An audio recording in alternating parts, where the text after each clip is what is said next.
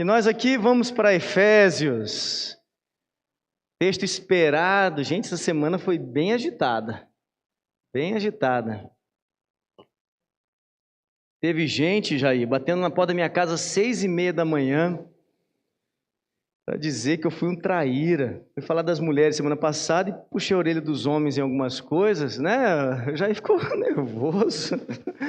Ai, ai, ai. Muito bem, gente. Quero já adiantar, né, que quando a gente fala coisas tão práticas, né, desafios tão práticos, eu me sento junto com vocês aí, entendendo os desafios para o meu coração também. De maneira alguma eu quero ensinar e mostrar essas coisas como se eu já tivesse alcançado a perfeição, como Paulo diz, né?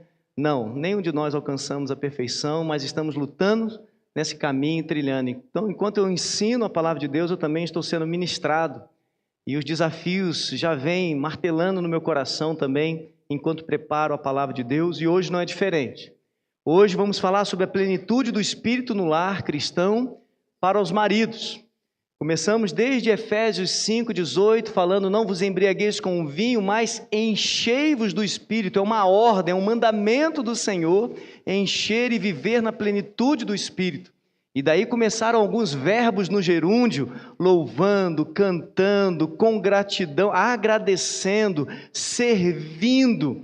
E é nesse aspecto do servir que Paulo começa a detalhar vários aspectos do serviço. Começou com as mulheres e agora também aos homens. Vai falar aos pais e filhos, servos e senhores, e ele vai aplicando esse servir de uma forma muito ampla, até porque Jesus disse que aquele que quer ser o primeiro no reino de Deus, seja aquele que serve.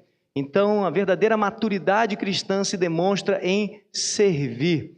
Jesus, naquele último jantar com seus discípulos, pegou uma toalha, colocou na cintura e foi lavar os pés de cada um e secava.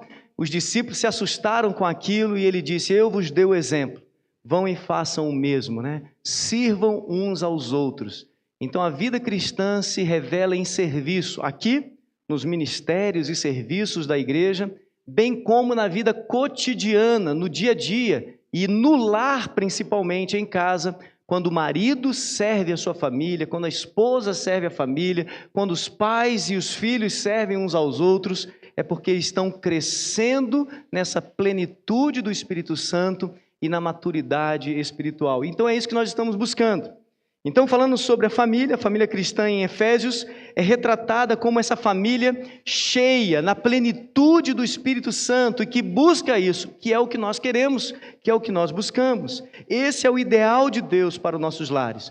Quanto mais na plenitude do Espírito Santo viver o nosso lar, mais harmonia, mais paz, mais entendimento, mais forte é essa família contra os ataques do inimigo, contra os desvios desse mundo. Então nós temos que desejar e buscar viver a plenitude do Espírito Santo em nossas casas. Não deixar para a família ler a Bíblia só de domingo na escola dominical, mas trazer o estudo da palavra de Deus para o contexto da família, com os filhos, com os pais, individualmente, orando, não só nas refeições, mas também ali, mas tendo momentos de oração, de clamor, intercessão, na busca da resolução dos conflitos, na dependência de Deus, colocando os projetos e sonhos nas mãos do Senhor, antes de sair tomando decisão e fazendo isso, aquilo, outro, e vivendo em plena submissão à vontade e à palavra de Deus. Isso eleva a família, isso fortalece a família. Quanto mais cada um em casa estiver perto do Senhor, mais fácil vai ser para cumprir os seus deveres espirituais e bíblicos. Precisamos disso. Então, dentro de casa, temos que ser facilitadores e encorajadores da vida com Deus. Não de imposição, na briga, na marra, mas com amor, com sabedoria, encorajar e trazer esse ambiente edificante e espiritual para os nossos lares. Já falamos que as famílias têm sofrido graves ataques desde a queda do primeiro casal, da primeira família no Jardim do Éden. E ainda vimos em Gênesis 3 que na disciplina do Senhor veio alguns assuntos previstos ali que trariam ainda mais desafios e mais lutas, revelando a dificuldade que vai ser manter o padrão de Deus dentro de casa, para a mulher, para o homem, para a criação de filhos, para o trabalho e para a provisão. No entanto, nós também temos aprendido que apesar do pecado trazer tanta dificuldade para a família, apesar do mundo e Satanás estar atacando a família, estamos em guerra, nós também entendemos que o Evangelho vem para salvar as nossas famílias. Atos 16, 31 diz: creia no Senhor Jesus e será salvo tu e a tua família. Isso é uma palavra de esperança para o meu coração, para o seu coração, para a minha família e para a sua família, de que o Evangelho é poderoso para cobrir os pecados, cobrir as falhas, tratar as feridas, curar as tristezas que o pecado e os nossos pecados causaram na caminhada. Quanto mais a nossa família viver no Evangelho, mais curado, mais restaurado será. Creia no Senhor Jesus e será salvo tu e a tua família. Então, entendendo que Deus está nos consertando, entendendo que Deus está nos aperfeiçoando, nós então olhamos para a palavra de Deus com um coração humilde, com um coração submisso e ensinável. E hoje, Papai do Céu está ensinando aos seus filhos amados e as mocinhas, como eu disse semana passada, agora inverti, né? Estão aqui para ouvir, não para cobrar, mas para prestar atenção e entender também, compreender os desafios dos seus esposos, do seu esposo, do seu marido, para orar por eles, para auxiliá-los e para ajudá-los em amor. Então o tema de hoje é que no poder do Espírito Santo, o homem pode sim cumprir o seu papel de marido conforme a palavra de Deus. Lembre, no poder do Espírito Santo. Na nossa força, a gente não consegue. Mas no poder do Espírito Santo, podemos cumprir o nosso papel. Então, abra aí sua Bíblia em Efésios capítulo 5, versículo 25. Efésios 5, 25. Maridos, ame cada um a sua esposa, como Cristo amou a igreja. Vou parar por aí.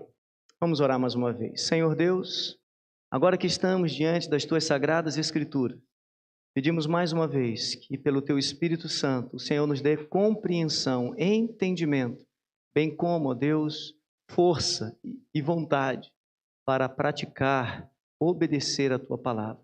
Ajuda-nos, ó Deus, pois as coisas espirituais só se discernem espiritualmente e a Tua vontade só podemos cumprir na força que o Senhor nos supre.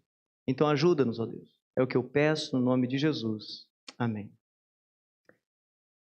Meus irmãos, eu junto com vocês aí, maridos, por que é tão difícil, né? O que traz dificuldade? Quais são os nossos desafios como homens? Falei sobre a família, mas agora quero falar sobre o homem. Podemos dizer resumidamente que o estereotipo do homem na história da humanidade tem extremos, pelo menos dois grandes extremos. Tem o extremo do machão, do durão, fortão, brabão, e tem o extremo do bobão, molengão, fracão. São extremos. Você note nos desenhos, é muito comum isso, ou o super-herói forte e poderoso, ou o papai da Peppa Pig, né? Você tem os dois extremos. É assim, e parece que ou tá lá, ou tá cá. Micael. Aí, às vezes, a gente pensa que a sabedoria é buscar um equilíbrio entre essas duas coisas. Eu não posso nem ser o bobão, papai bobinho, né? Peppa Pig fala isso o tempo todo, papai bobinho, ou o fortão, papai fortão. Ah, que manda, baixa a cabeça. Estúpido. Mas eu quero dizer que há algo melhor do que estar lá ou cá ou no meio do caminho. Há uma outra opção. Há uma opção melhor. Hoje veremos que o ideal do homem não é ser nem brabão, nem bobão e nem no meio do caminho. O ideal do homem é ser como Jesus. Esse é o propósito de Deus. Sermos como Jesus. Infelizmente, algumas sugestões e mentiras do mundo contribuem para uma visão equivocada do homem. Alguns até partindo de princípios importantes do papel do homem. Por exemplo, A figura do homem valentão, fortão, até brigão, violento, porque tem que proteger a família, porque tem que segurar a sua casa. Tem certo fundo de verdade? Tem, mas está deturpada a visão. Ou a figura daquele que põe a comida na mesa e paga as contas no final e ponto final. Eu que ponho comida nessa casa, eu que pago as contas, a despensa está cheia. Tem homens que têm essa visão, que bom que você é o provedor. Mas não é desse jeito. Ou aquele sujeito da caixa do nada, né? Tem aí até vídeos que rolam na internet, que o homem é a caixa do nada. Silencioso e incompreensível, ou indecifrável, quase que um sujeito oculto na família. Com ideias ocultas, com sugestões ocultas, com decisões ocultas. Não, eu que decido a minha vida, não quero dar trabalho e preocupação para a mulher, para os meus filhos, tal. E vai fazendo as coisas de uma forma oculta. Cuidado. Tem também a ideia do líder autossuficiente, espertão, sabe tudo. Então eu sou o cabeça, o pastor falou lá na igreja que eu tenho que governar, então eu sei. E tem essa prepotência, arrogância, independência de uma liderança que não busca conselho, que não busca orientação e que não tem auxílio. Talvez tenha uma figura muito bem vista pela sociedade, que é aquele cara de sucesso, que tem um bom salário, que é empreendedor, que é bom de bola, que bebe todas, e também um pouquinho mulherengo, é espertão, pega todas e está com shape chapado. Fortão, bonitão, está na linha, cara de sucesso. Não é problema ter sucesso, mas a que custo? Com que interesse? Com que motivação? Será que está parecendo com Jesus esse sucesso? Meus irmãos, algumas características de ser homem tem dentro desse, se extrair alguma coisa, se torcer bem, tira talvez umas gotinhas de algo proveitoso, mas a gente tem que tomar muito cuidado. De fato, se olharmos para a Bíblia, vamos ver que o homem deve ser protetor da sua casa, sim. Ele tem que ser o provedor da sua casa, sim. Ele tem que ser o cabeça da sua casa, sim. Ele tem que ser batalhador, sim. Ele tem que ser bem-sucedido, esperamos que seja. Que o servo do Senhor seja bem-sucedido. No entanto, temos que cuidar com as perspectivas do mundo. Porque muitas vezes nós temos entendido errado essas funções e essas tarefas.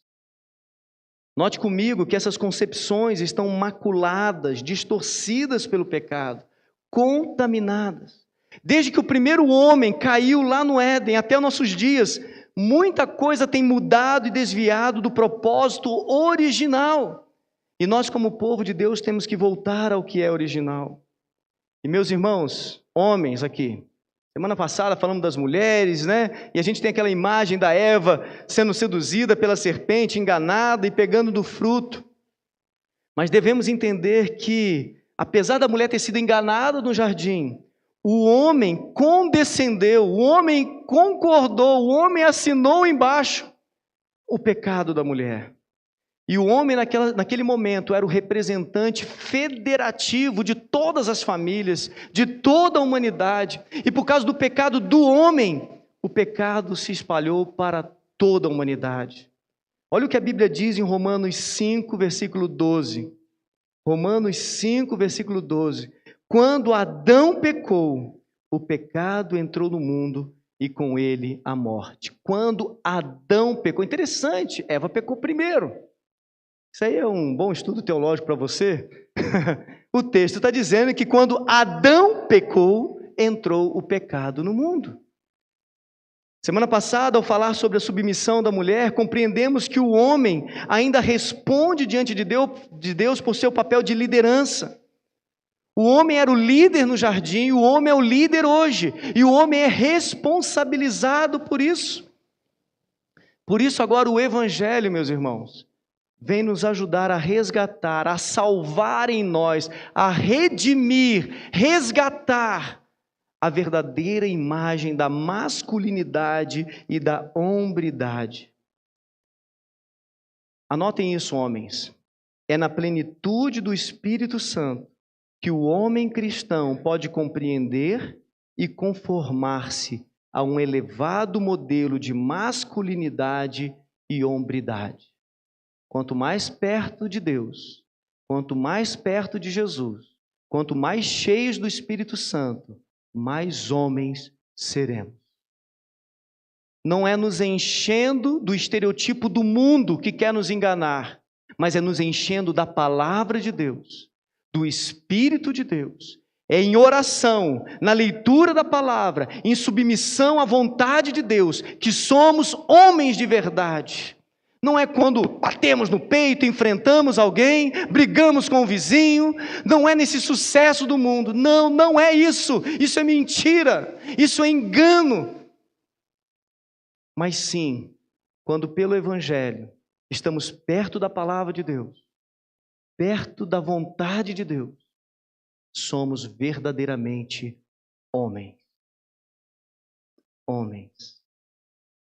Romanos 5,18 diz: é verdade que um só pecado de Adão trouxe condenação a todos, mas um só ato de justiça de Cristo removeu a culpa e trouxe vida a todos. Essa é a nossa esperança. Homens, o nosso sucesso está em Jesus. O nosso sucesso está no Evangelho.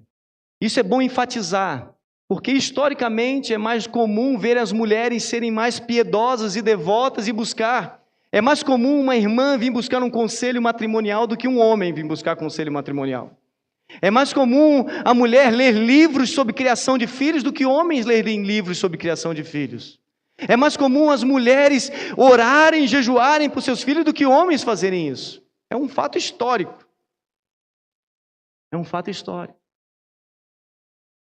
Mas nós, homens, temos que compreender que, como líderes, nós temos que encabeçar isso e entender que a nossa masculinidade, a nossa hombridade, a nossa função, o verdadeiro homem é aquele que está perto da palavra, perto de Jesus.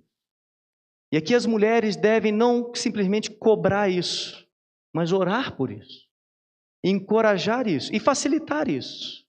Porque eu já vi história também de homem querer ler a Bíblia, a mulher falar, eu não quero. Ou antes do homem começar a ler a Bíblia, agora você quer se justificar lendo a Bíblia? Irmãs, facilitem, facilitem. Você não precisa ter um pastor na sua casa, mas se você tiver um marido que deseja e busca estudar a palavra e ler a palavra contigo, valorize isso. Facilite isso. Homens de Deus, o papel e tantas implicações do papel do homem na Bíblia exigiria aqui um estudo bem amplo, bem profundo, mas hoje eu quero focar especificamente no mandamento que nós lemos em Efésios 5:25. Maridos, ame cada um a sua esposa como Cristo amou a igreja. Que conselhos, então, nós podemos extrair desta ordem de Deus? O conselho de liderança, nós já conversamos um pouco semana passada, né, Jair? Quando falamos sobre a submissão da mulher, e por isso eu tive que implicar e aplicar alguns deveres da liderança do homem. Mas o texto continua, e ele não fala para o homem liderar. O texto já pressupõe que o homem entendeu que a mulher sendo submissa, ele é o líder. Já está implícito na ordem para as mulheres. Mulher seja submissa, ou seja, homem lidere. E o texto continua. Poderia ser maridos, liderem as suas esposas. Mas não é isso que o texto diz. O texto diz, maridos, amem a sua esposa. Certamente a Bíblia está tratando algo muito importante que o homem precisa prestar atenção. Acho que é mais fácil a gente entender que somos líderes, e já entendemos. Agora temos que entender esse mandamento do Senhor. Vejamos o conselho de Deus aos homens que buscam viver na plenitude do Espírito Santo. Amar. Primeiro ponto do nosso estudo. Amar é o desafio do homem. Amar é o desafio. Homens, maridos, amem. É interessante que lá em Gênesis 3,16, quando Deus está falando do castigo da serpente, da mulher e do homem, ele vai dizer assim, a mulher, ele disse, farei mais intensas dores da sua gravidez e com dor você dará à luz. Seu desejo será para o seu marido, falamos isso semana passada, no sentido de que o desejo da mulher vai contra o desejo do homem e isso dificulta a submissão à autoridade a submissão da mulher à autoridade do homem, mas o texto termina dizendo: e ele a dominará. A palavra dominará, ela é usada em vários momentos no Antigo Testamento, e é uma palavra boa, não tem problema nenhum com ela. É governar, é liderar. A princípio não deveria ter problema essa sentença, pois o homem foi feito primeiro, é o cabeça e é o líder. No entanto, esse verbo está sendo atribuído numa palavra de castigo e de disciplina. Concorda comigo? Deus está disciplinando. Então o verbo tomou um tom mais pesado. A verdade é que a palavra está dizendo que agora o novo estado do homem, inaugurado pela queda, em Gênesis 3, não é mais de semelhança com Deus, mas de rebelião e conflito com Deus. E por isso, esse dominar, esse verbo, recebe um tom duro de castigo e revela aqui a luta do coração do homem. Homens, a nossa tendência é exercer nosso papel como homem, como líder, de uma maneira dura, fria e pecaminosa. Aqui está a nossa luta. Se por um lado o desejo da mulher será contra o seu marido, dificultando sua submissão, por outro lado o homem está sendo impulsionado pelo pecado e por sua natureza caída a governar a mulher de modo duro, cruel, perverso. E por esse mal o Evangelho está dizendo que nós homens temos que aprender a amar a nossa esposa. É uma luta, uma guerra constante no peito do homem de amar a sua esposa. É um desafio profundo no coração de tratar com gentileza, com amor a esposa, numa posição especial em sua vida. Aqui, mulheres, compreendam. O marido tantas vezes não demonstra e pratica esse amor, não é simplesmente por culpa da sua insubmissão, ou porque você tem alguns defeitos, ou porque às vezes você fala demais, ou por você não compreender. A razão dos homens não amarem como a Bíblia manda é porque o homem desaprendeu a amar.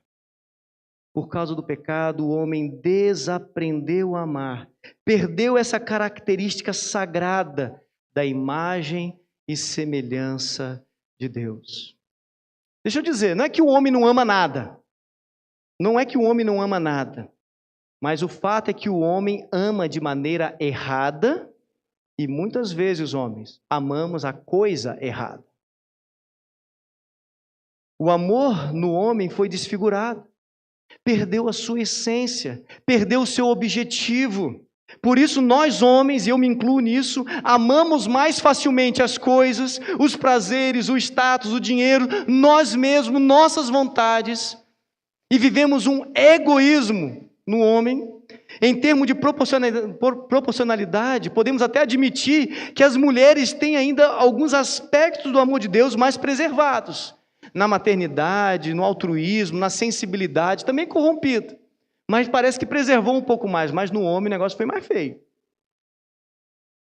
Invariavelmente, guardadas as devidas características pessoais aí de cada homem, o homem mais facilmente transfere e perde o foco que deveria ser o certo do amor. Isso é um alerta para nós homens. O que nós temos amado? Esse é o nosso problema crônico. Esse é o nosso problema endêmico, não é uma pandemia, já virou, é generalizado. Eu e você, homens, temos o desafio de amar. Nós temos que nos perguntar, por que estou saindo de manhã para trabalhar? Por que eu estou guardando aquele dinheiro na poupança? Por que realmente eu quero comprar aquele carro? Por que eu quero realmente isso ou aquilo? Quem está sendo amado ali? Eu mesmo? A coisa? O prazer? A satisfação? Ou é a esposa? Fazemos muitas coisas, corremos de um lado para o outro, somos aplaudidos como bons profissionais. Mas o que nos motiva, homens, a levantar segunda-feira de manhã para trabalhar? O que nos motiva a buscar promoção no nosso trabalho? Amor a quê? Amor a quem? Nós, homens, temos que aprender a amar. O homem cristão deve compreender o desafio de amar e buscar se aperfeiçoar no amor. Nós amamos errado, nós amamos a coisa errada e muitas vezes nós temos feito isso. Interessante, logo que eu estava recém-casado, às vezes eu tinha uma necessidade, né? Não tinha muito dinheiro, né? Mas eu ia comprar um tênis, né? Estava precisando de um tênis, eu ia lá e comprava um tênis. E aí o tênis era 90, 100 reais naquela época e tal, né? Mas quando Márcia falava que queria comprar uma sandalinha, eu ficava meio emburrado. Mas você já tem uma, tem duas, tem três, né? Normalmente a sandália das mulheres, aquelas rasteirinhas, era 10, 15 reais, né? Mas como era difícil para mim pagar aqueles 15 reais, mas não era muito difícil pagar os meus 100 reais. Não sei se algum homem já sofreu disso em algum momento, né? Eu tive que tratar isso no meu coração, ainda não está muito bom não, mas está melhorando. Muito bom. Então, o primeiro ponto, o homem tem que entender esse desafio. É um desafio. Temos que ficar atentos. Não pense que você ama naturalmente, que você, só porque um dia levou um buquê de flores, conquistou ela, casou com ela, que pronto. Conta-se a história de um homem, de um casal que chegou diante do pastor e a mulher reclamando, ele não me ama mais, não cuida mais de mim, não é mais gentil comigo. E o marido calado, né?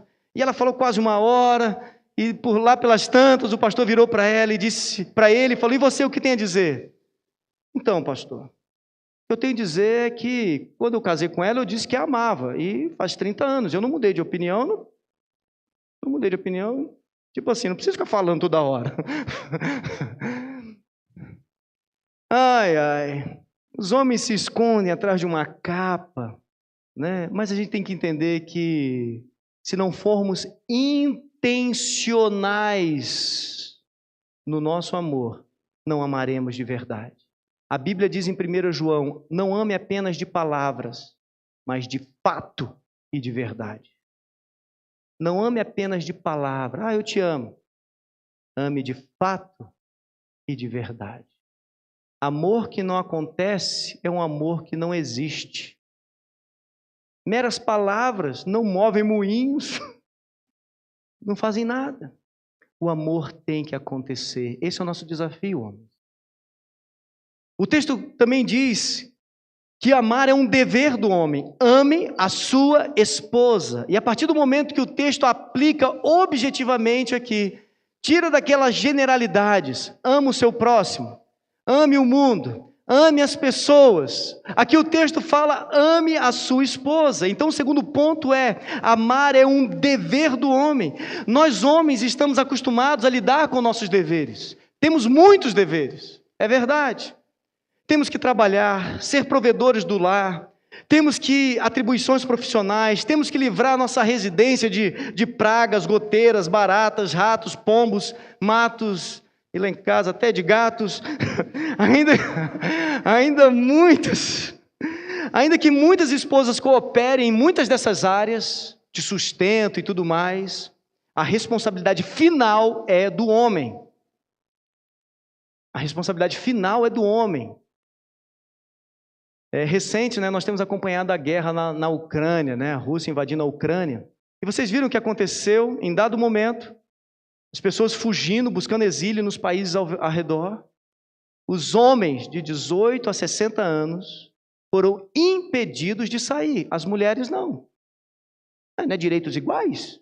Está certo. Eles fizeram certo. O homem não pode pular do barco. O homem tem que ficar na guerra. O homem tem que proteger o país. O homem tem que proteger a casa. O homem tem que ficar em casa. Eles foram impedidos, pois tinham um dever cívico de lutar por sua pátria. Isso é bíblico. O homem tem que lutar por sua família. No Antigo Testamento, os deveres dos homens também foi desenvolvido assim. Olha só, Êxodo 21, 10, Mateus. Êxodo 21, 10.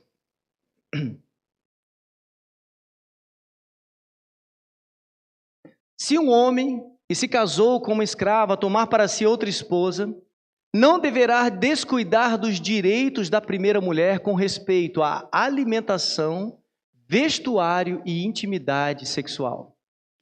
Olha que interessante. Deveres do homem. Não vou entrar aqui no contexto de poligamia, que o texto está falando sobre poligamia também. Não que Deus concorda com isso, mas Deus normatiza isso em algumas passagens da Bíblia. Mas o texto está deixando bem claro o papel do homem referente à sua ou suas mulheres no contexto de Êxodo.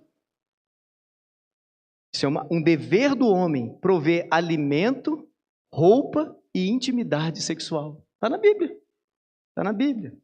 Deuteronômio 24, versículo 5. Olha só o dever deste homem. Deuteronômio 24, versículo 5.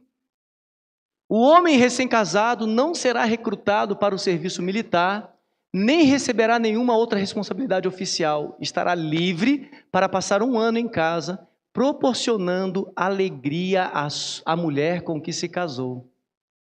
Olha só que coisa. O homem tem a obrigação, o dever de promover a alegria da sua esposa. Está na Bíblia. Isso é um dever. Mulheres, vocês viram isso? Olha como a Bíblia é machista.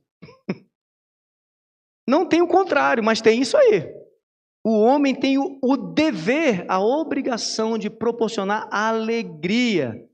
Então, se a tua mulher está muito emburrada, isso, você vai ter que prestar contas a Deus, homem. Você tem que promover a alegria da tua mulher. Josué 24, 15, nós lemos no início do culto, Josué conclamando os demais líderes e homens da sua casa, da sua cidade, da nação de Israel, a consagrarem suas famílias para servirem ao Senhor. Josué disse: eu e a minha casa serviremos ao Senhor. Josué se põe na posição de autoridade, não só do povo, mas do seu lar. E ele diz: eu mando lá em casa, e a ordem lá em casa é, o meu dever lá em casa é, a minha obrigação lá em casa é levar a minha família para perto de Deus. Ter a sua família na igreja é um dever do homem. É um dever do homem. Ter a sua família consagrada, piedosa, é um dever do homem. Glória a Deus que as mulheres auxiliam, mas Deus vai cobrar dos homens. Nós estamos acostumados com esses deveres, são muitos deveres e muitas vezes até nos atropelamos de tantas funções, muitas tarefas. No entanto, não podemos pôr em detrimento esse dever de amar e cuidar a nossa esposa, dentre todos os outros. De cuidar do nosso lar. Ame a sua esposa. Homens, nós temos que amar o próximo, nós temos que amar nossos irmãos em Cristo, nós temos que amar nossos filhos. Mas aqui tem um mandamento de um amor mais íntimo, um amor profundo, um amor que é fundamental e específico, que é o amor conjugal. Esse amor é tão exemplar que a palavra de Deus vai usá-lo como exemplo do amor de Cristo pela igreja. Esse amor é tão forte que Deus está determinando que o homem ame a sua mulher, que ele pega isso como exemplo de como Cristo decidiu amar a igreja. E louvado seja o Senhor por isso. Esse mandamento de amar a esposa está diretamente ligado a Gênesis 2, 24, que diz: por isso o homem deixará pai e mãe e se unirá à sua mulher, e os dois se tornarão uma só carne. Essa união que implica em amor, esse amor que implica em amizade, em aliança, em estar juntos. Quando Deus casou Adão e Eva e fez deles o modelo e os pais da humanidade, nos ensina que o amor é o elo perdido dos casamentos. Se nós homens amarmos como a Bíblia manda amar, nós estaremos vacinando e protegendo o nosso lar de divórcios, das mentiras do diabo, das seduções de fora de casa. O amor é essa força que a nossa casa precisa. Esse é o amor que o homem deve encabeçar, buscar, proporcionar. Esse amor pela esposa determinará como o marido a governará. Se o marido ama assim a sua mulher, não exercerá uma liderança fria, dura ou ditadura. Não será uma liderança individualista e egocêntrica, muito pelo contrário, pelo amor, o marido liderará por meio do exemplo, por uma atitude servil, participando e se envolvendo na vida comum do lar. Vejamos alguns textos. Marcos 10, 44, diz assim: porque nem mesmo o Filho do Homem veio para ser... Perdeu aí? Marcos 10, 44.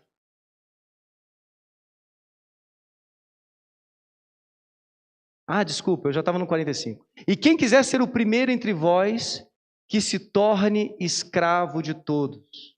Aquele que quer ser o cabeça, aquele que quer ser o líder, busque isso servindo. Quer ser um líder na igreja? Demonstre isso catando papelzinho, varrendo, se oferecendo para limpar um banheiro. É assim que a Bíblia está dizendo. Quer ser um líder em casa? Sirva. Olha o que diz também, Mateus, aí, 1 Pedro 5,3. Um homem que lidera pelo amor, ele lidera com serviço, ele lidera com exemplo. 1 Pedro 5,3. Não abusem de sua autoridade com aqueles que foram confiados sob seus cuidados, mas guiem-nos com seu bom exemplo. É um conselho que Pedro está dando aos líderes da igreja, mas é um conselho que é aplicado à liderança em qualquer instância. Lide pelo bom exemplo. 1 Pedro ainda, Mateus, capítulo 3, versículo 7. Participando e se envolvendo na vida comum do lar. Diz assim: da mesma forma vocês, maridos, honrem a sua esposa, sejam compreensivos no convívio com ela, pois ainda que seja mais frágil que vocês, ela é igualmente participante da dádiva e da nova vida concedida por Deus.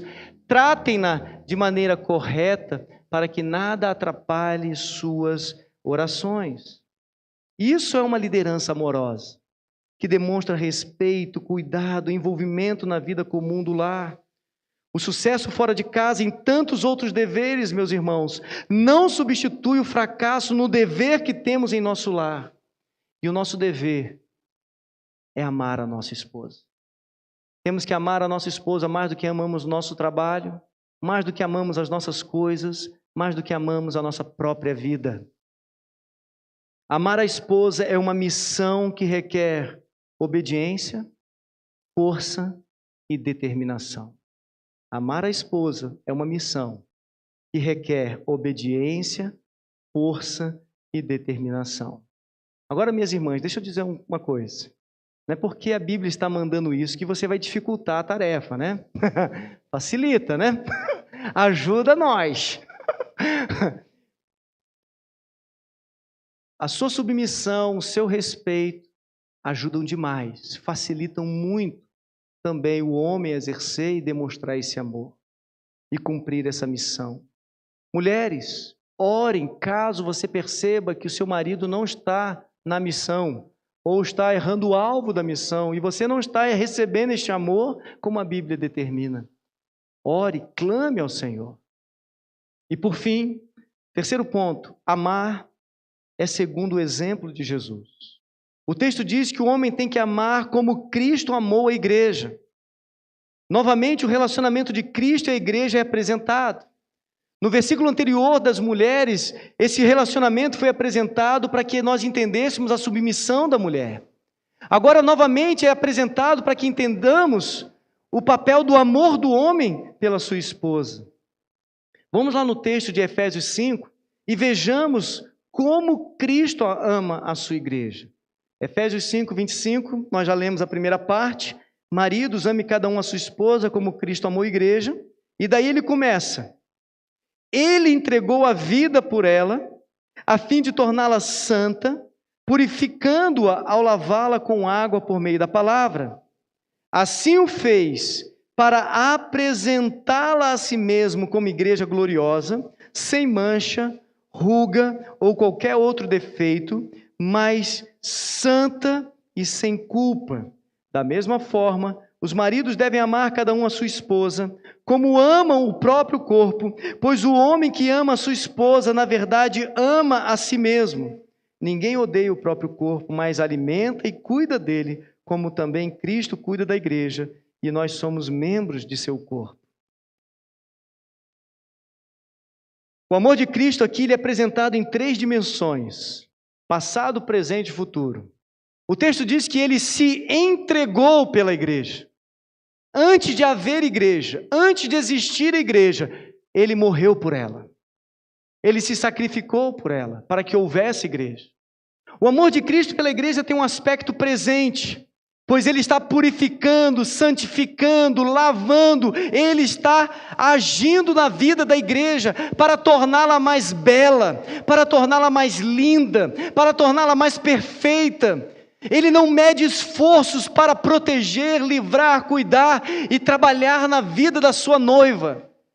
E tem um aspecto futuro, para apresentá-la a si mesmo gloriosa. O casamento também tem esses 3 aspectos. No passado, o romance, para conquistar aquela moça linda, aquela gatinha, né, que você estava apaixonado. E você escrevia cartas, poemas, comprava flores, entregava buquês, lembrava de todas as datas comemorativas. E era assim, passado. Tem um aspecto presente, que é viver com ela, cuidar dela. Tem alguns homens que até dizem: pastor, eu estou disposto a morrer pela minha esposa.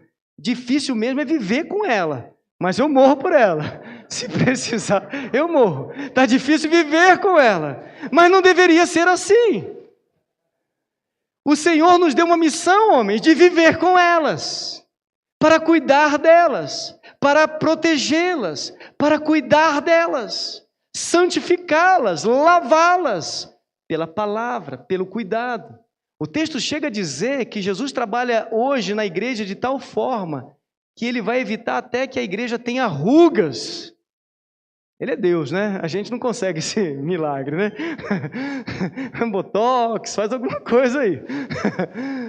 Mas é interessante que Jesus está preocupado com a aparência dela, com a alma dela, com o coração dela e com a aparência dela. E nós temos que nos preocupar também com isso, homens. Que bom que ela pinta as unhas, que ela vai no cabeleireiro, que bom que ela se arruma e se adorne, que bom que ela faz o exercício, que bom que ela passa aquele creminho caro para raio, que bom! Nós temos que nos alegrar com isso. Que privilégio! De vez em quando a gente se assusta, né, com as rodelas de pepino, né? Mas ela está sendo aperfeiçoada. Vou dizer uma coisa.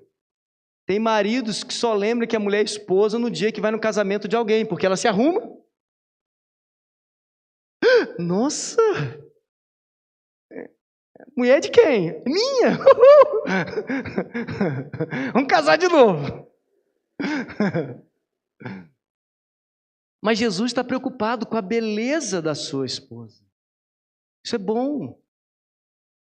Tem que ser não só por causa da atração física, mas por honrá-la, por pertencer a você, tem que cuidar bem. Então tem esse aspecto presente do amor dele, que está purificando, e tem um aspecto futuro, para apresentá-la a si mesmo gloriosa. Tem muito marido que não tem aspecto futuro com a sua esposa. Está querendo se separar, está querendo matar, está querendo fugir. Futuro estou doido para os meus filhos saírem de casa, para eu sair também. Um sai por um lado, eu saio pelo outro. É isso que tem acontecido. Não é o modelo do amor de Cristo. Ele não está com a igreja só porque tem filhos. Ele não está com a igreja só por obrigação. Ele está com a igreja porque ele sonha um futuro com ela. Nós homens temos que sonhar mais o futuro com as nossas esposas. Sonhar aquela aposentadoria maravilhosa para poder passear com ela, ir na praia, curtir, desfrutar. No entanto, sabe o que acontece? Já ouviu falar da síndrome do ninho vazio? Acontece às vezes que o homem nos seus tantos deveres, e as mulheres também com seus tantos deveres, e a criançada no meio ali, quando essa molecada sai de casa para a faculdade ou casa, um olha para o outro e... Quem é você mesmo? Conta-se a história de um casal de velhinhos, está cheio de história hoje, que o senhorzinho foi admirado, né? Porque sempre falava, oi, benzinho, oi, querida, oi, meu amorzinho. O pessoal, gente, tão velhinho e tão gentil. Até que algum dia um marido curioso foi perguntar para ele, né? Onde que guardava, como é que ele conseguia ter tanta gentileza com a esposa depois de tanto tempo? E ele confessou, é que eu esqueci o nome dela. Gente, já parou para pensar nisso? Às vezes vivemos tão distantes, tão longe, que não sabemos os gostos dela, os caprichos dela, não sabemos mais, ou quando pior, detestamos essas coisas. Não é para ser assim, não é para ser assim. Nem esquecer o nome, nem esquecer o romance, nem esquecer o carinho. É isso que Jesus nos ensina, o amor dele pela igreja é passado, se entregou, é presente, purificando e é futuro para apresentá-la a si mesmo. A igreja como noiva de Cristo desfruta desse amor poderoso. Esse amor de Cristo tem um papel sacerdotal em que ele se entrega para santificar a sua esposa, ele se sacrifica por ela.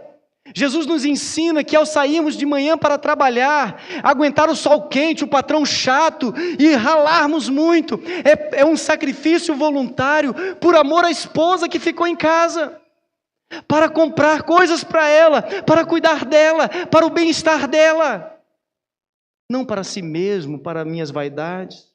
O amor de Cristo nos ensina a ser incondicional e incansável, pois nós sabemos como nós, igreja, somos desobedientes, pisamos da bola, somos infiéis. Nós, como igreja, sabemos das nossas debilidades, da nossa inconformidade. Mas olha que legal, Jesus não desistiu da gente. Ele continua cuidando da gente, Ele continua amando a gente, Ele continua protegendo a gente, ainda que não sejamos uma esposa ainda linda e gloriosa. O Senhor Jesus está nos ensinando isso, esse amor incondicional e incansável pela esposa, mesmo que ela seja imperfeita. O amor de Cristo nos ensina que é sacrificial, pois Ele teve que se dar por ela. É sacerdotal, porque entende que deve levá-la ao Pai e à santidade. Meus irmãos, nós correspondemos a esse modelo de amor de Jesus quando cuidamos e protegemos a nossa esposa, aspecto físico, emocional, espiritual, social, nós protegemos ela. Infelizmente, tem maridos agredindo, ferindo, batendo em suas esposas, quando deveriam protegê-las disso. Tem maridos que trazem uma instabilidade emocional para dentro de casa, de gritaria, de ofensa, de pressionar, de chantagear, de ameaçar. Vou sair de casa, vou te mandar para a casa da sua mãe. Ameaças. Ou espiritualmente, não protege a sua casa em oração, trazendo a palavra de Deus, trazendo a vontade de Deus. Quantas vezes nós falhamos nisso? No entanto, correspondemos ao modelo de Jesus quando cuidamos e protegemos a nossa esposa. Correspondemos ao modelo de Jesus quando pastoreamos suas vidas e corações, ministrando na vida delas não a nossa vontade, não as nossas ideias, mas a palavra de Deus em seus corações. Lendo a Bíblia com elas, buscando a direção da palavra de Deus para a criação de filhos, para a decisão da família. Meu amor, olha o que Deus espera de nós. Olha o que Deus tem para nós. Honramos, quando também honramos a esposa diante dos filhos, familiares e amigos. Maridos, nós temos que aprender a elogiar a esposa, parabenizá-la, reconhecer o valor dela e a importância dela como nossa auxiliadora idônea. Falamos isso semana passada. Não se esqueça, se você tem algum sucesso na vida, é porque você tem uma esposa do seu lado. E eu contei até uma historinha semana passada, não vou contar de novo não. É para minha filha, não é para você. Suprindo suas necessidades. E aqui uma paladinha para as mulheres. O homem não tem o dever e a obrigação de suprir todos os seus desejos. Porque também a mulher tem um coração, às vezes, que deseja muita coisa. Uma vez eu visitei uma irmã e ela tinha um armário com tanto sapato que eu perguntei se ela era uma centopeia. Você é uma centopeia? Tanto sapato, tanta bolsa. Calma, mulheres. Controlem-se. E o homem não está aqui para satisfazer todos os seus desejos, e não tem dinheiro que pague tudo isso. Mas os homens supram suas necessidades. Supram suas necessidades, provendo um ambiente e um lar gentil, tranquilo e pacífico. Lutem por isso, sol a sol, para serem provedores das necessidades da sua esposa. Também correspondemos ao modelo de Cristo quando participamos ativamente na vida doméstica. Homens, temos que aprender e participar da criação dos filhos, desde pequenininhos. Ajudar a trocar a fralda, ajudar a pôr para dormir, ajudar a fazer uma mamadeira. Quando eles começam a crescer, ajudar também com algumas tarefas da escola, ir em algumas reuniões de pais. Eu sei que é difícil para a gente, mas temos que participar mais disso. Quando na adolescência eles começam a dar uns probleminhas aqui ou ali, não vamos deixar a bucha só para a mulher. Vamos participar ativamente disso, trazendo os filhos mais perto, ouvindo os corações deles e encaminhando a vontade de Deus. Quando eles crescerem jovens, pais, vamos participar ativamente, dividindo tarefas em casa, partilhando também em casa sonhos e decisões. Também correspondemos ao modelo do amor de Jesus, mantendo um relacionamento de amizade com a nossa esposa, alegre, afetivo. Homens, temos que paquerar mais a nossa esposa.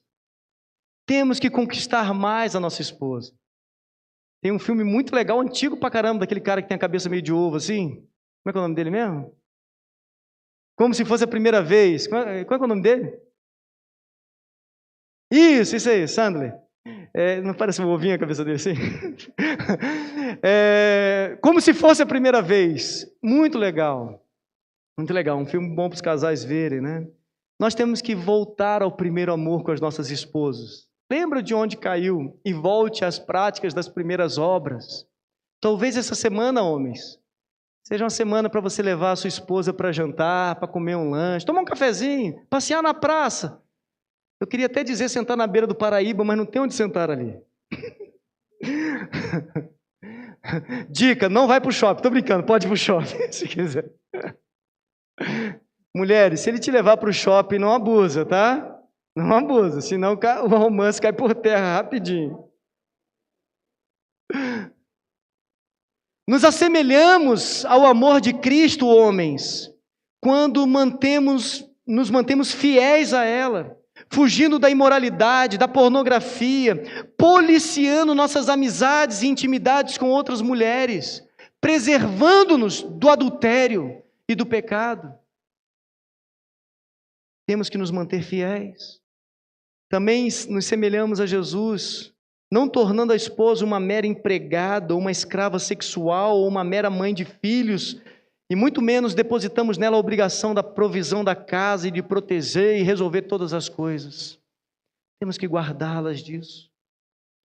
Também nos assemelhamos a Jesus, quando lideramos em amor, com sensibilidade, dando liberdade para ela expor suas ideias e cooperar com a missão da casa, e possibilitamos a ela se beneficiar das bênçãos espirituais e financeiras que Deus concede à sua família. A vitória de um é a vitória de todos. A luta de um é a luta de todos. Davi uma vez foi à guerra, e uma turma ficou cansada pelo caminho, e os demais seguiram. Chegou lá a vencer a batalha e surgiu uma briga lá, uma celeuma lá. Não, agora os despojos são nossos, eles ficaram para trás. Davi falou, nada disso. Os despojos serão divididos com todos. Isso virou uma lei em Israel. Não é porque a esposa ficou em casa que ela não vai participar das colheitas. Nós temos que dividir os despojos. Repudiamos os modelos humanos e nos engajamos nesse exemplo do amor de Cristo. Conclusão. Eu achei na internet uma coisa muito legal, os 10 mandamentos do marido. Mudei algumas coisas, mas está aqui. Primeiro, homens, amarás o Senhor teu Deus de todo o teu coração e a tua mulher como Cristo amou a igreja. Segundo mandamento, alegremente cumprirás o teu dever de provedor do lar, trabalhando com o suor do teu rosto para comer o teu pão. 3, protegerás tua mulher com todas as tuas forças, tudo fazendo pelo seu bem-estar e segurança. 4, darás honra à tua mulher como vaso mais frágil, convivendo com ela com conhecimento e amor. 5, vigiarás constantemente para não desejar a mulher do teu próximo. 6, não darás lugar ao ciúme em tua mente, procurando ser puro em todas as coisas. 7, manterás sempre o teu bom humor e não te irritarás com a tua mulher. Esse 7º mandamento é difícil, hein? 8, procurarás ter tempo para conversar com a tua mulher, sabendo que ela necessita de expressar o que vai na sua alma. 9, não mentirás à tua mulher, nem fará qualquer negócio sem que ela participe, procurando combinar com ela e ouvir dela a sua opinião como auxiliadora que Deus colocou na sua vida. 10, não serás avarento, pão duro, mas suprirás graciosamente as necessidades da sua esposa. Implicação. Por que essa mensagem é relevante para nós homens hoje? Primeiro, o pecado e a história da humanidade confundiu e deturpou a identidade do homem em seu papel social e familiar. Por isso, homens, temos a necessidade urgente de olhar para a palavra de Deus e buscar a nossa referência na Bíblia do que é ser homem de Deus, o que é ser marido. Segunda implicação, nós homens temos uma batalha no coração e temos que reconhecer isso. O que e a quem amamos. Temos que reconhecer que somos seduzidos por muitos amores, ao dinheiro, prazeres, entretenimento, vaidade, ego, ídolos, status, carreira, até o ídolo do sossego, da autonomia e da independência. Muitas vezes, casados, queremos viver uma carreira solo, dizendo ser isso liberdade, mas na verdade é uma fuga de responsabilidades. E muitas vezes, homens, amamos o comodismo. Isso é perigoso. Uma terceira implicação da relevância desse estudo é que muitas famílias estão na atualidade se desintegrando por falta de um líder presente, um marido participativo e um marido pastor do seu lar. Aplicação. Se você, homem, percebe que não tem liderado e amado sua esposa como temos aprendido, se arrependa. Se quebrante diante de Deus, confesse o seu pecado, pois é pecado. Tome como resolução ser um homem melhor, um marido melhor, segundo o modelo de Jesus, como um verdadeiro discípulo. Não adianta nada você sair daqui querendo ser um homem melhor e buscar no mundo a referência. Buscar nas pessoas o seu modelo. Busque em Cristo Jesus. Busque na palavra de Deus o que é ser marido. E por fim, terceira aplicação, se você está perdido, se sua casa está indo mal, se você está preocupado com isso, aqui vai um desafio pesado, uma aplicação difícil para os homens. Seja humilde e busque ajuda. Como é difícil os homens buscarem ajuda. Como é difícil. Precisamos, talvez, o quanto antes, ter novamente os nossos cafés de homens, as mulheres têm nos dado um bom exemplo. Mas homens, não espere por isso, procure outros homens, até porque na conversa pessoal você pode ir mais fundo nos assuntos. Lembra que Deus colocou ao seu lado outras pessoas piedosas, que podem orar, te aconselhar, te ajudar. Homens, não espere a casa cair, para depois pedir ajuda para catar os cacos. Talvez dá para fazer algumas reformas já na construção. Talvez dá para levantar uma coluna aqui e outra ali, para que o teto não caia na sua cabeça. Não deixe desmoronar. Não desista da sua família. Não desista do seu lar. Busque a Deus, busque a palavra, busque ajuda. Nós somos muito orgulhosos. Nós somos muito... A gente tem medo de dizer que está passando por um problema, que a gente está sentindo um problema em casa, que a gente não está conseguindo controlar o filho, a gente tem vergonha de coisas que acontecem, e a gente vai guardando para a nossa própria destruição. Busque ajuda, homem. É isso que eu tinha para falar para os homens, e eu tenho algumas dicas para o nosso relacionamento conjugal. Falamos sobre esposas, sobre maridos, eu já pincelei algumas dicas nesses 2 estudos, mas gostaria de enfatizar alguns. Então, homens e mulheres, anotem aí. Namorem mais. E invistam no relacionamento conjugal de vocês. Curtam mais um ao outro. Façam coisas legais juntos. Não sentem apenas para discutir as dívidas. Sentem para bater um papo e conversar coisas legais. Segunda dica, não se privem um ao outro. 1 Coríntios 7 diz que isso dá brecha para Satanás no seu casamento. Não se privem um ao outro. Conceda, sirvam um ao outro. Terceira dica, edifiquem o lar juntos. Não é do meu jeito ou do seu jeito, mas do nosso jeito. E juntos buscando a vontade de Deus. Edifiquem juntos, decidam juntos a criação de filhos, decidam juntos onde vão investir as finanças, decidam juntos as decisões da família, porque a decisão de um e outro reflete em todos. Decidam juntos as coisas. Quarta dica, tratem as mágoas de vocês com perdão e graça. E o Evangelho nos ensina a perdoar e ajudar quem falha do nosso lado.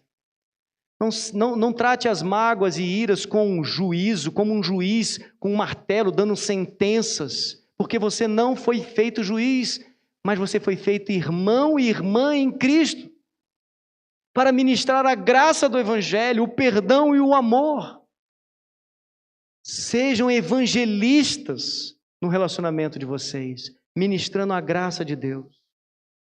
Quinta dica, invistam na vida cristã de vocês, na devocional pessoal, conjugal, familiar, no congregar, talvez até buscando eventos especiais, com palestras, congressos que vão alimentar biblicamente o relacionamento de vocês. Invistam nisso. Se você quer ter um bom negócio, você tem que investir. Se você quer ter uma boa carreira, tem que investir. Tudo na vida você tem que investir, o seu casamento não é diferente. Invista no seu casamento. Compre bons livros, leiam juntos. Homens, leiam livros sobre o papel do marido. Mulheres, leiam livros sobre esposa. Leiam juntos livros sobre criação de filhos. Invistam no seu casamento. Invistam em sua família. E vocês vão ter retorno. De Deus não se zomba, o que plantar você vai colher. Se você plantar investimento na sua vida espiritual e familiar, Deus vai te abençoar e você vai colher os benefícios disso. Sexto, cuidado com a síndrome do ninho vazio. Mesmo os que estão ainda com filhinhos pequenos, se preparem para a saída dos filhos. Como? Ficando sempre juntos. Sétimo, não deixe as coisas se tornarem mais importantes do que um ao outro no casamento. Todo casamento tem problema de dívidas, todo casamento toma um prejuízo aqui ou ali, sempre quebra um copo, sempre vai derramar uma coisa no sofá, sempre vai lamear o carro, sempre vai amassar o para-choque, sempre vai ter um prejuízo. Mas cuidado, não trate as coisas como mais importantes do que ela ou que ele. Ela e ele são mais importantes do que essas coisas arranhadas e quebradas e perdidas. E juntos vocês podem construir essas coisas de novo. Juntos vocês podem limpar o leite derramado. Juntos vocês podem catar os cacos. Juntos vocês podem comprar algo melhor e mais novo. Juntos é melhor. Não briguem por causa de coisas materiais. Oitava dica. Rotina é muito bom. Mas não deixe o casamento fique numa rotina fria. Sejam criativos e dinâmicos. Aprendam, cresçam e melhorem cada vez mais. Isso eu também, eu falho muito nisso. Mas homens, que tal a gente chegar de vez em quando em casa com um bombonzinho para ela, uma flor, um agrado? Mulheres, que tal de vez em quando surpreender o marido com aquele prato especial que ele gosta tanto? Surpreendam um ao outro com pequenas gentilezas. Que tal apertar um pouquinho? Eu sei que a gente se aperta para tanta coisa. Que tal se apertar um pouquinho para passear com ela e curtir um final de semana legal? O pastor até libera da escola dominical. 9ª dica: preservem o canal da comunicação. O diálogo é a via principal do relacionamento. Como é que a gente preserva a comunicação? Sem gritaria, sem xingamento, sem ironia, sem dureza, mas falando com amor, falando da maneira certa, usando as palavras certas e não usando as palavras como espadas, mas usando as palavras para trazer clareza, esclarecimento e solução. Não entulhem a comunicação, porque se entulhar a comunicação, vai ser difícil resolver tudo o resto. Mantenha a via da comunicação aberta. E por fim, mulheres, respeitem o seu marido. E homem, amem a sua esposa, né? Versículo 33. Portanto, volto a dizer, cada homem deve amar a sua esposa como a si mesmo, e a esposa deve respeitar o marido. Quero terminar com o texto de Isaías 41, versículo 6, que diz: cada um encoraje ao seu amigo, dizendo, seja forte.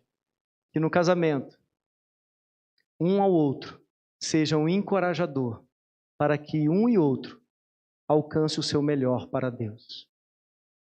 Seja, mulher, a maior torcedora do seu marido, a maior fã do seu marido.